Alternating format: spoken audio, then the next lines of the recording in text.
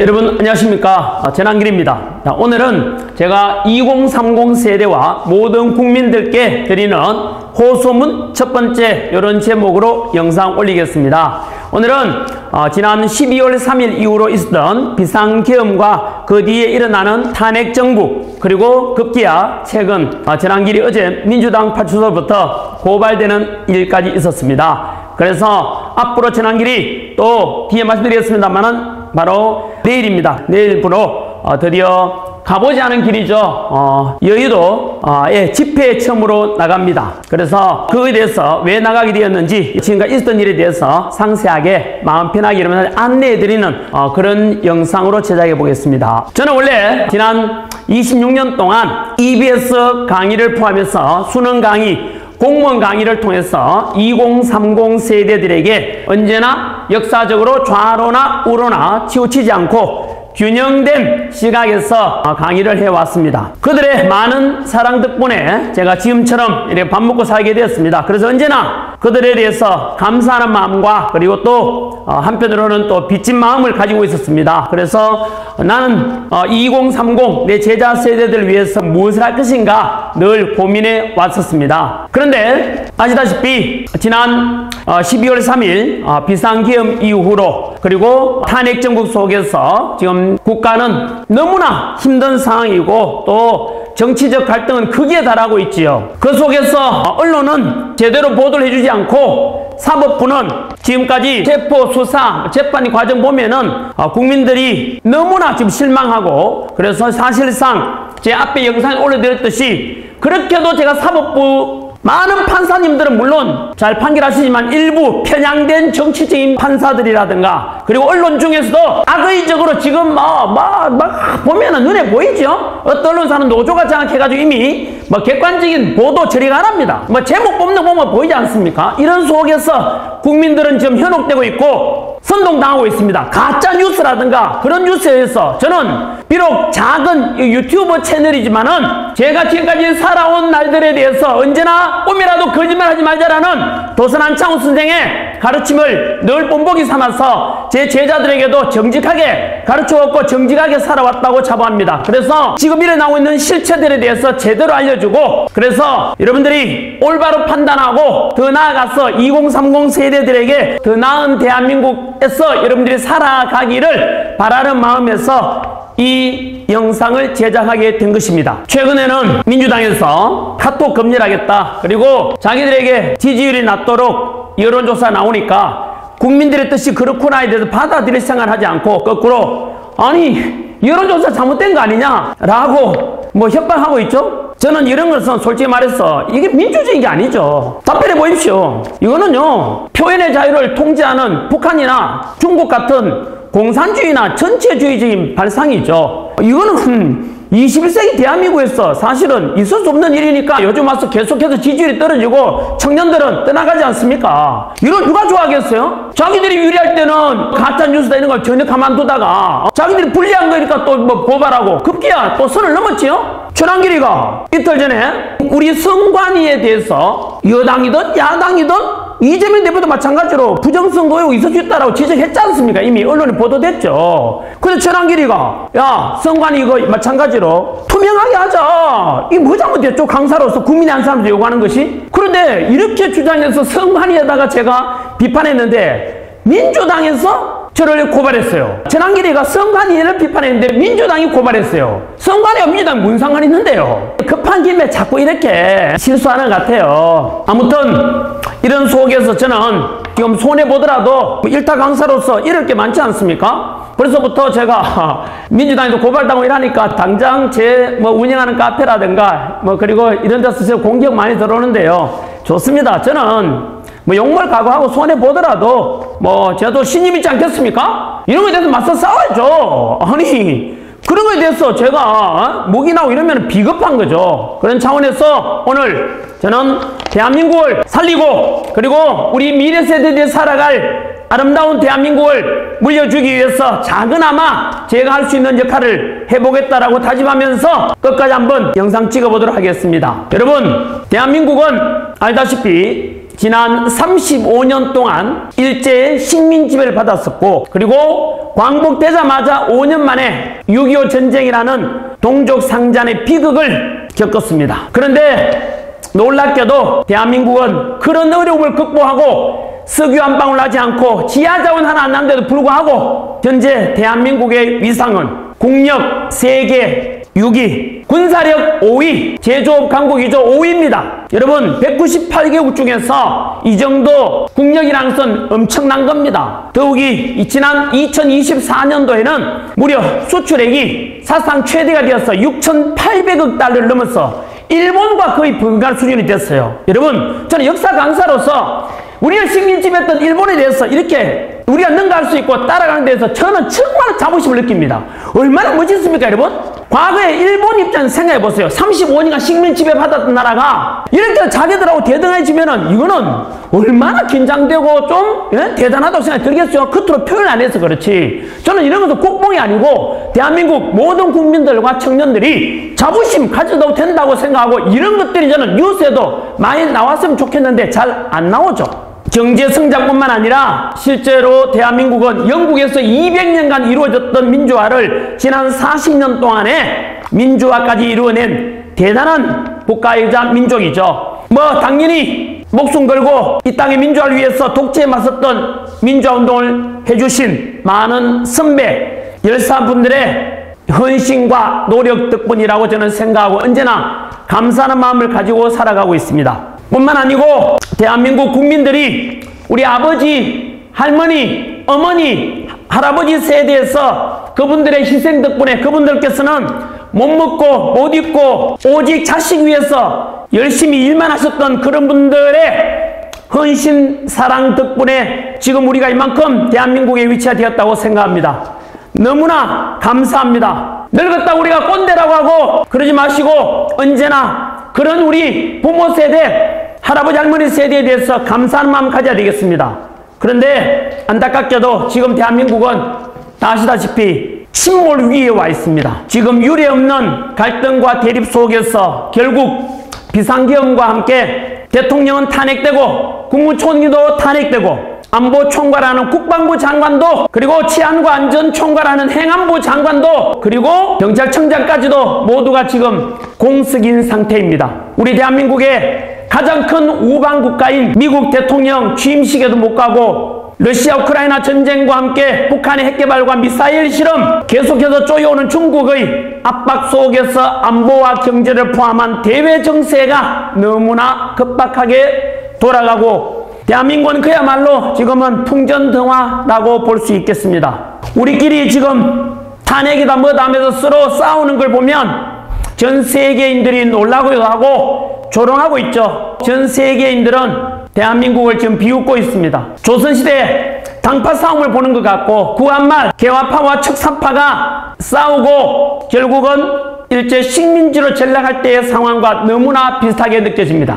역사 강사이자 대한민국 국민의 한 사람으로서 지금 현실을 보고 있으면 가슴이 찢을 듯하고 이러다가 대한민국이 무너지고 침몰된 나라에서 살아갈 우리 청년 세대, 미래 세대들을 생각하면 나라 걱정이 너무 큽니다. 사실 오늘 제가 이 원고 쓸 때 울면서 썼습니다. 눈물이 그렇게 쏟아졌습니다. 그래서 식사도 안 하고 오늘 이 원고를 작성했습니다. 여러분 비상계엄 선포 이후에 당시와 달리 한 50일 지나면서 최근에는 국민들 사이에서 비상계엄이 아니라 계몽령이다 이런 말들이 많이 돌아다녀요. 여러분들은 이것에 대해서 과연 내란에 해당되는지 아니면 대통령 주장대로 합법적인 계엄이고 대통령의 고유 통치권이며 국회의 폐악질을 국민들에게 알리고 국민들에게 이렇게 저는 이상한 일들이 많이 났음에 대해서 호소한다라고 하는데 과연 여러분들은 어느 쪽이 맞다고 생각합니까? 재판이 진행 중이고 저는 법 전문가는 아니지만은 그냥 상식선에서 이런 생각이 들었어요. 뭐 비상계엄 선포했을 때는 막 무서워가지고 군인들이 막 국회 왔다 갔다 이러니까 뭐 이랬지만은 시간이 지나면서 찬찬히 한번 따져보니까 이런 생각이 들었거든요. 역사 강사로서 그러고 보니까 내란이라 하는데 비상계엄이라 해서 막 유혈 사태가 일어나고 이래가지고 우리가 두려워했는데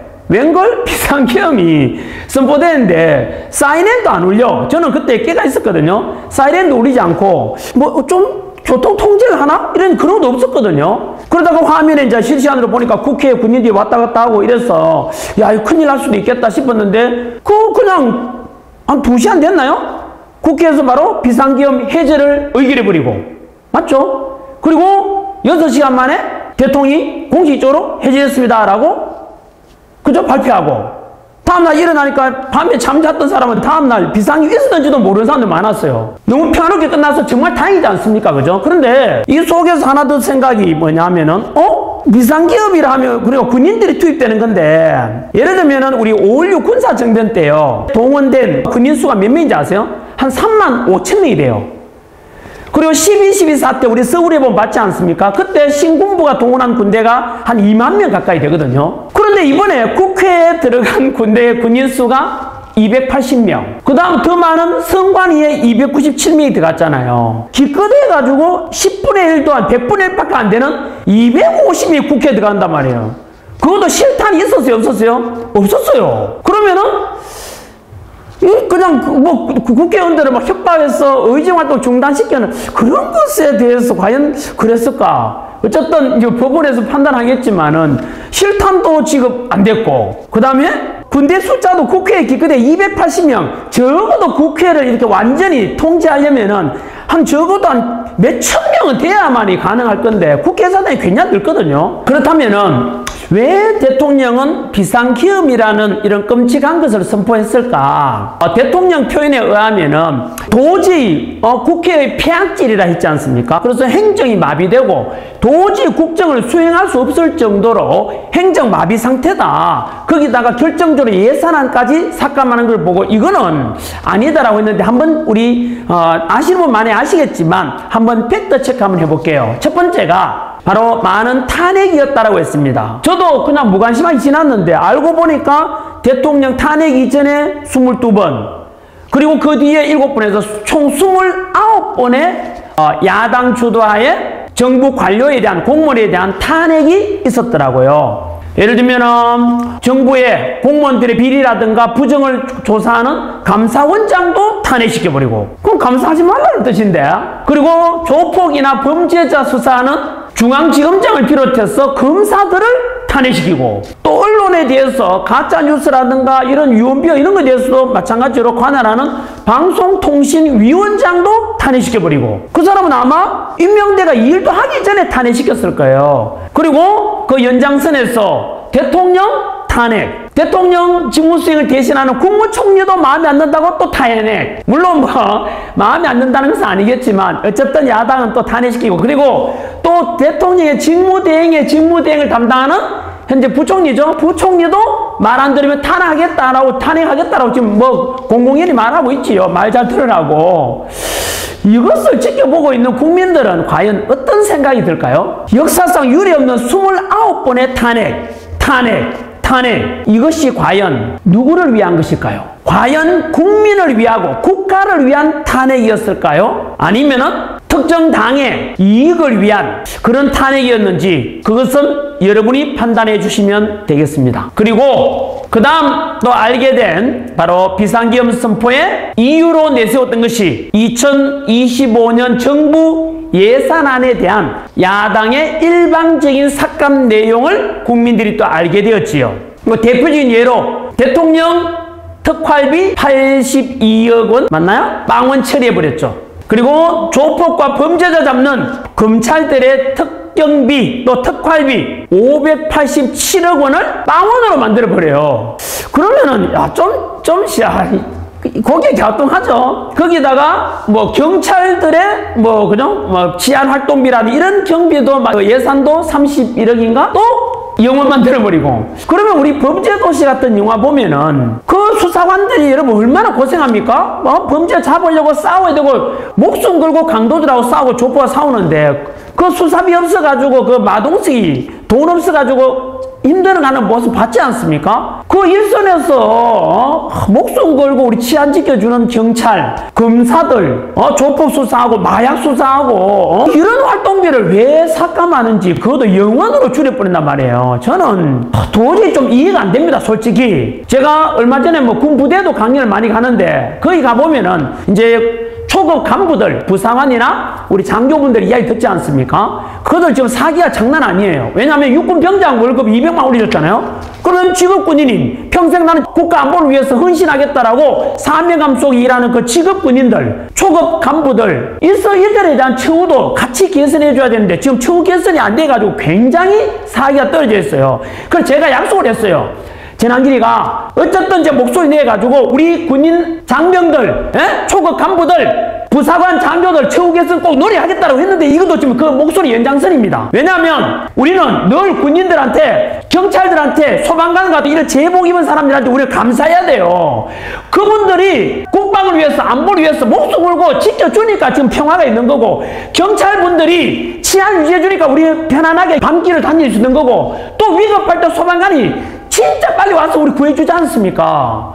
이런 분들에 대해서는 언제나 저는 처우 개선돼야 되고, 그분들이 상대적으로 사기업에 비해서 급여가 낮잖아요. 그리고 그분들이 자부심과 그다음 긍지를 가지고 근무할 수 있도록 우리가 존중해드리고 명예롭게 인정해줘야 되는 것은 저는 너무나 당연한 바람직하다고 생각합니다, 여러분.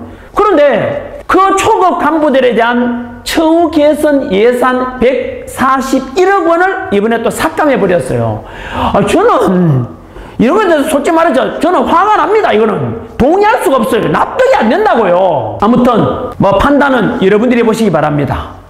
그 다음에 세 번째가 바로 대통령께서 비상계엄을 선포한 이유 중에 하나가 바로 우리 선관위에 그동안 있었던 많은 의혹과 그리고 부정선거 의혹, 비리 이런 거에 대해서 감사원을 통해서도 그리고 국정원을 통해서도 뭐 수사해보고자 하는데 너무나 비협조적이었다. 서버 해킹 당한 것도 조사해보려니까 거부하거나 비협조적이었고, 감사원의 감사 역시 마찬가지로 중앙선관위에서는 모든 감사를 잘 받았다라고 지금도 언론 플레이 하는데요. 여러분, 그거는 중앙선관 일방적 이야기고, 과거에 우리가 이미 국회에 와서 사무총장이나 선관위원장이 했던 해명들이나 이런 거 보면은 보도 자료들만 해도 넘쳐납니다. 인사비리만 해도 딱 떼놓고 지난 1200건이나 있었다는 게 말이 됩니까, 여러분? 하나만 덧붙인다면은 저는 아무리 생각해도 이상한 게, 아니 제 제자들이 선관위 말 근무하지 않습니까? 그러면은 그들을 위해서도 지금은 뭐 의혹 덩어리니까 얼마나 그 자존심 상하겠어요? 근데 지금은 힘들겠지만 완전히 개선되고 나면은 본인들도 선관위에 근무하는 걸 이제 자부심을 가지게 될 거고, 그리고 이 선관위 문제에 대한 이 부정선거에 관한 것은 여당 대표, 야당 이재명 대표도 대통령도 의혹을 제기했잖아요. 그러면은 탈탈 털어가지고 의혹이 없도록 하는 것이 이거는 진보, 보수, 여야 모든 국민들을 위해서 필요한 거 아닌가요? 뭘 잘못됐지? 저는 이해가 안 돼요. 그 다음에는 지금 가장 핫하고 뉴스에 맨날 나오는 사람이 공수처와 공수처장, 그리고 대통령 체포 과정에서 연일 TV에 모든 영상에서 우리 도배되고 있지 않습니까? 그 속에서 과연 대통령에 대한 공수처의 체포, 그리고 구속, 법원에 대한 어떤 꼼수, 이런 거에 대해서 국민들은 과연 어떻게 생각하실까요? 2030 세대들이 가장 싫어하는 불공정, 그리고 절차적인 정의가 붕괴되는 것에 대해서 많은 사람들이 지금 분노하고 있죠. 그러다 보니까 여론이 비상계엄 선포할 때하고 달리 시일이 지나면서 계속해서 지금 여당과 대통령에 대한 지지율이 거꾸로 올라가고 있는 기이한 현상이 일어나고 있죠. 이거는 저는 대통령이 잘해서가 아니고 바로 체포하고 수사하는 과정에서 일어나는 일들을 보고 국민들이, 아무리 언론에서 막 있잖아요. 한쪽 방향에서 편파적인 방송에도 국민들도 똑똑하잖아요. 그리고 요즘은 뉴미디어죠. 이 유튜브를 통해서 국민들이 TV에서 편파 방송하는 것에 대한 대체적인 2030 시대를 더욱더 알아버렸다는 생각이 들어요. 즉 우리가 알다시피 공수처, 원래 원칙적은 내란죄에 대해서 수사하는 것은 경찰만이 할 수 있잖아요. 그런데 공수처에서 일방적으로 하겠다 그랬지 않습니까? 합법적이다라고 하고 그것도 논란이 됐지 않습니까? 그러니까 이제 대통령 입장에서는 아니 수사권도 없는 공직 네가 왜 수사하느냐 해가지고 계속 수사를 거부하고 체포도 거부하게 된 거죠. 반면에 공수처 입장에서는 무슨 소리냐, 나는 수사권이 있다 라고 주장했고, 그 다음에 체포영장을 또 청구하는 과정에서 또 다시 원칙을 벗어나는 꼼수라는 비판을 받게 되는 체포영장 발부에 관한 것도 논란이 됐지 않습니까? 즉 공수처가 공수처법상 관할 법원인 서울중앙지법에다가 체포영장을 청구해야 되는데 그렇지 않고 또 원칙을 어긴 거죠. 특이하게도 어디에다가 청구했습니까? 서울 서부지법에다가 체포영장을 청구했지 않습니까? 공교롭게도 서부지법 영장전담 판사는 진보 성향 법관 모임인 우리법연구회 출신이었습니다. 공수처장도 우리법연구회 후신으로 평가받는 국제인권법연구회에서 활동하였습니다. 여러분, 이런 의심난 짓을 하니까 국민들이 자꾸 의구심 갖는 거 아닙니까? 국민들이 의심하지 마라, 그냥 우리 원칙 들어간다. 야, 이 실가 누가 믿겨 납득이 되겠습니까? 아니 초등학생만 되어도 이 정도는 판단할 건데, 거기다가 서부지법 판사의 체포영장이 또 문제가 됐지 않습니까? 형법에서 적용되는 내용에 예외가 있다 이래가지고 그 예외를 집어넣어가지고 또 체포영장을 발부하지 않습니까? 그래서 여러분 한간에 무슨 이야기 떠오르는지 아세요? 판사가 법도 만드네 이러잖아요. 아니 판사는 만드는 이 법에 따라서 판단하고 판결하는 사람이지, 지가 법을 만들어 놓고 일하라니까 국민들이 열받지. 아니 나는 진짜 영상 찍으면서 이러면 이해가 안 돼요. 그리고 체포 과정도 보게 되면은 아니 현직 대통령에 대한 수사지 않습니까? 처음이죠. 그런데 수사에는 여러 방법이 있지 않나요? 물론 뭐 내란 혐의니까 되게 신중하다고 생각하고 중요하다고 하는 뭐 이해는 돼요. 그렇게 말한다면은. 그런데 굳이 현직 대통령에 대해 수사하면서 전 세계 언론이 보란 듯이 대통령 관저 앞에 가서 경찰 동원, 또 경찰 동원할 때도 어떤 경찰 동원하나 또 논란이 되지요. 경호처에도 마찬가지로 그 안에서 또 무슨 문제인지 아세요? 어떤 야당 국회의원이 경찰하고 연결한다고 이렇게 힘들었다라는 거 오픈했잖아요. 모든 뉴스 다 나왔죠? 아니 나 경찰도 이상해요. 경찰이 야당의 지시를 받고 움직이나요? 이게 전부 다 대통령 탄핵, 총리 탄핵 되고 난 뒤에 지금 지휘체계가 붕괴되니까 이런 거잖아요. 명령에 따라야 되는 경찰들 보면은 진짜 이런 의의가 없는 일들이 막 생겼잖아요. 에? 그러다가 결국은 체포영장은 발부되었고 이런 꼼수를 지켜보고 있던 국민들이 분노한 거죠. 그러다가 결국에는 서부지법에서 대통령에 대해서 또 구속영장이 청구되면서 너무나 큰 비극이 발생하게 되죠. 법원 밖에서 시위하던 일부 시위대가 급기야 지난 1월 19일 서부지법에서 현직 대통령에 대해서 증거인멸 염려를 이유로 구속영장이 발부되면서 결국은 법원 밖에서 시위하던 일부가 법원 안으로 난입하게 되고 그 결과 최악의 유혈 사태까지 일어나게 되었습니다. 이에 대해서 법원 건물에 난입한 90명이 현행범으로 체포되었고 그중 안타깝게도 2030이 절반이나 된다고 했습니다. 그리고 현재 58명이 구속되어 있는 상태입니다. 저는 당연히 모든 폭력은 반대합니다. 법은 존중되어야 하고 당연히 법치주의니까 법은 지켜져야만 합니다. 그래서 그들을 편들고 싶지는 않습니다. 다만 2030 젊은 세대들이 법원 안으로 난입하게 되었을까? 그것에 대해서 우리가 비상계엄이 선포되었을 때는 이해가 안 됐지만 그리고 합리화될 수는 없지만은 그 뒤로 일어나는 일들에 대해서 국민들이 알아가듯이 역시 마찬가지로 앞에서 우리 본 바대로 공수처와 서부지법 판사들의 꼼수, 원칙의 어긋남 이런 것들에 대해서 절차적인 반칙이 일어나니까 많은 청년 세대들은 분노했지 않겠습니까? 라는 생각이 듭니다. 정말로 공수처 보면은 어이가 없습니다.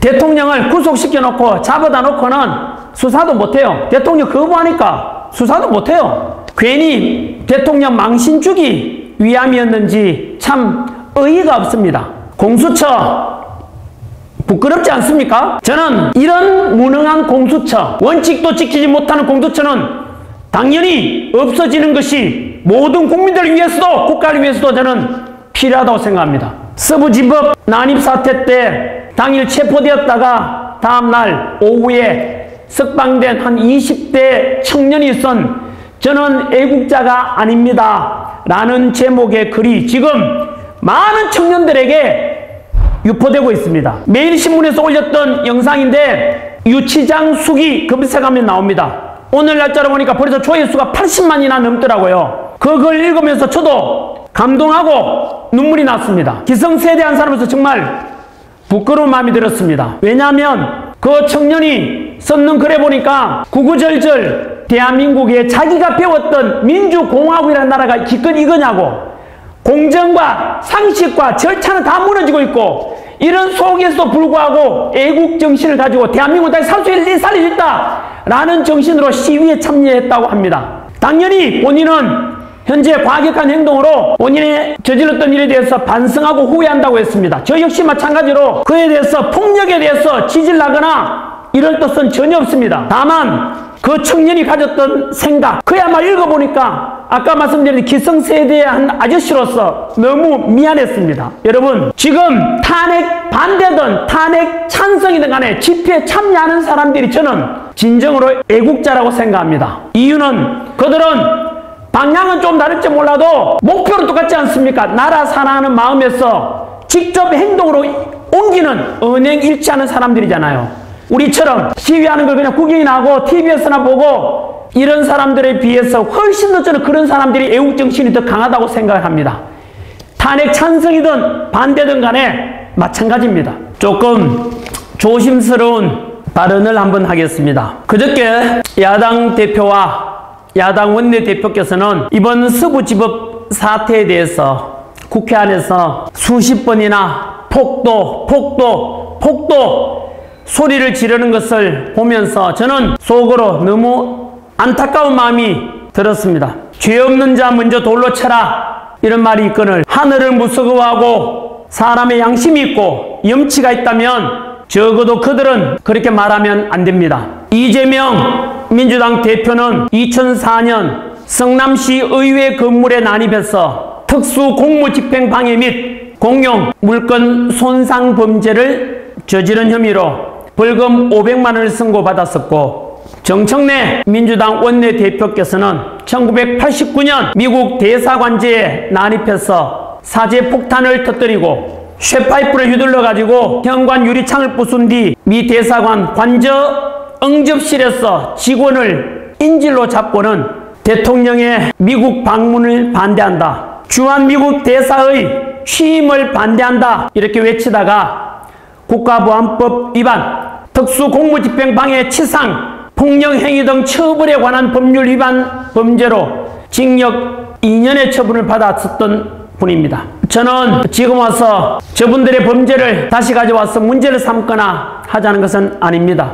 이들은 이미 범죄로 인한 처벌을 다 받았었고 일사부재리의 원칙에 따라 두 번 처벌할 수는 없습니다. 다만 정청래 대표도 당시 20대 대학교 재학 중이던 청년 나이대 아니었습니까? 그럼 지금 그때를 돌아보면 얼마나 후회되고 당시에는 혈기가 앞서서 너무나 철없이 실수를 했었다거나 이렇게 생각된다면 지금 서부지법 사태로 구속된 사람들 보면서 과거 자신의 모습을 한 번쯤은 돌아봐 달라는 뜻입니다. 서부지법 폭력 사태 마찬가지로 폭력은 어떤 이유로도 정당화될 수 없고 법은 반드시 준수되어야 한다는 것은 당연하지만 만약 그들 중에서 폭력 가담 정도가 경미하거나 또는 피해가 적거나 이런 분들은 선별해서 정상 참작을 고려해 주시는 이런 노력을 해 주신다면 많은 2030 세대들이 이재명 대표님과 정청래 원내대표님께 얼마나 고마워하겠습니까? 2030 세대들을 가르치는 강사이자 기성세대 한 사람으로서 저 역시 제대로 가르치지 못한 제 잘못을 반성합니다. 부디 2030 세대 청년들만큼은 선처가 베풀어졌으면 하는 소망을 가져봅니다.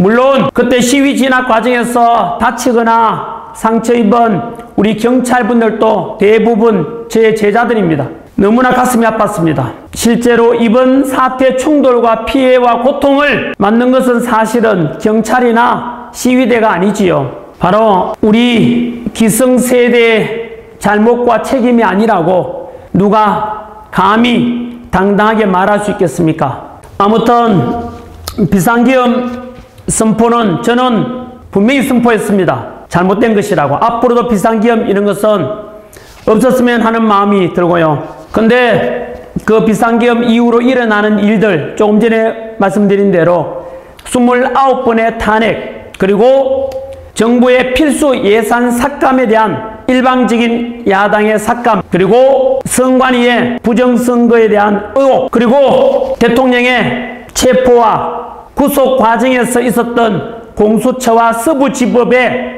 알 수 없는 듯한 동의하기 어려운 행태들을 보면서 여러분들께서는 비상계엄 이후에 일어나는 일들에 대해서 어떻게 평가하시는지요? 아마도 이런 것들이 처음 비상계엄 선포할 때와 달리 계엄이 진행되면서 대통령의 지지율이 점점 올라가서 50% 가까이 넘었지 않습니까? 아마도 이런 것이, 이런 방금 제가 말씀드린 모든 내용들을 또 국민들이 이미 공감하고 있다는 뜻이 아닌가, 그런 생각이 듭니다. 지금 현재 이제 헌법재판소의 시간이 다가왔습니다. 그래서 현재 모든 국민들과 대통령 역시 헌법재판소의 탄핵소추에 대한 심판이 어떻게 될 것인가에 대해서 초미의 관심사가 되어 있습니다. 저와 모든 국민들 다 같은 마음으로 제발 헌법재판소만큼은 앞에 있었던 그런 꼴불견의 공수처와 그리고 서부지법에 동의하기 어려운, 납득하기 어려운 그런 체포영장과 구속영장 발부에 대해서 의혹을 가졌던 많은 국민들은 이번 헌재만큼만이라도 제발 법과 양심에 따라서 올바른 판단해 주기를 모든 국민들이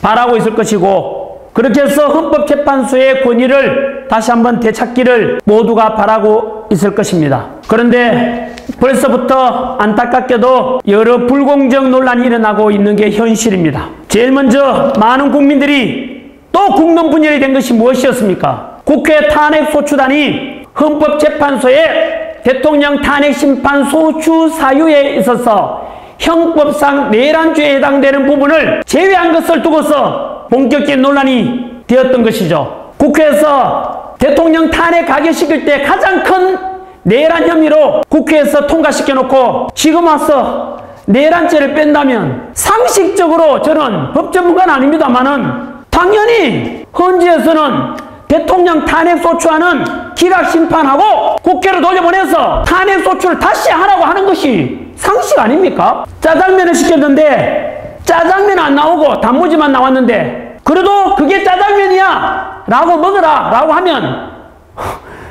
지나가는 개도 우습겠습니다. 그러나 헌재에서는 또 아무 문제 없다고 하고서는 현재 탄핵 심리가 진행되고 있죠. 또 가장 최근에 있었던 일이 헌법재판관 중에 문형배 재판관이 야당 대표 이재명 대표와 친분 의혹이 있다라고 해서 여당에서는 이거는 불공정한 심판이 될 가능성이 크니까 재판관을 배제해달라고 했는데 헌재에서는 개인적 관계로 심리에 영향이 없다라고 일축했습니다. 참 이러니까 절차적 정의와 공정성과 합리성을 강조하는 2030 세대들이 또 분노하는 것 아닙니까? 정말 저도 기성세대 한 사람으로서 쪽팔립니다. 우리나라가 왜 이래 됐는지 정말 참담할 뿐입니다. 좋습니다. 그렇다면 저는 방법은 하나밖에 없다고 생각합니다. 요 앞에 영상에도 제가 사법부와 헌법재판소의 공정한 재판을 기대한다고 했지만 지금 이 시국에서는 제 판단에서는 개인적으로 어쩔 수 없습니다. 그 다음 방법을 동원할 수밖에 없습니다. 결국은 대한민국의 주권은 국민에게 있고 주권자인 국민으로서 적극적인 주권 행사를 통해서 헌법재판관들이 국민의 힘이 무엇인지를 직접 보고 심판할 수 있도록 할 것입니다. 그래서 입법부, 사법부, 행정부, 헌법재판소, 선관위 위에 우리 국민이 있음을 보여드리고 싶고, 그래서 반드시 승리해서 우리 20대, 30대 청년들에게 그 결과로서 증명하고 싶고, 그래서 그들에게 대한민국 희망을 한 번 더 보여주고 싶습니다. 그래서 정치인들이 또한 국민을 두려워하게 되고 꼼수가 아니라 법치가 살아나고 공정과 상식이 존중되는 그런 아름다운 대한민국을 저는 함께 만들어가고 싶습니다. 헌법재판소의 이미선 재판관은 헌재 심판의 기준을 두고 여야를 떠나 오직 국민만 보고 간다라고 말했습니다. 이제는 국민들이 그들에게 무엇을 바라는지를 직접 보여주겠습니다. 전한길, 그래서 2025년 1월 25일 토요일부터 이제 오후에 집회로 나갑니다. 과거에 대학교 다닐 때 당시에 강경대 열사의 사망, 그리고 90년 3당 합당 반대한다는 그 뜨거운 열망으로 저 역시 대학교 때 집회 나간 이후로 벌써 30년 지났네요. 30년 지난 지금 다시 한 번 더 가보지 않은 길을 가보려고 합니다. 2030 세대들과 국민들과 함께 기꺼이 뚜벅뚜벅 앞으로 나아가겠습니다. 분열을 만드는 단체들과 또 편향된 언론의 악의적인 왜곡 선동 기사가 난무하겠지만 아랑곳하지 않고 오직 2030 세대들만을 바라보면서 오직 대한민국의 발전만을 바라보면서 정직하게 한번 나아가 보겠습니다. 그래서 침몰하는 대한민국을 반드시 살려내겠습니다. 윤석열 대통령의 비상계엄은 저는 분명히 반대했었습니다. 하지만 앞서 말씀드린 대로 그 뒤로 일어나는 일들을 보면서 진정으로 우리 대한민국 국민과 대한민국을 더 사랑하는 사람이 누구인가, 더 걱정하는 사람이 누구인가를 봤을 때 저울 위에 저는 달아보았습니다. 지금의 윤석열 대통령의 탄핵만큼은 무조건 저는 반대합니다.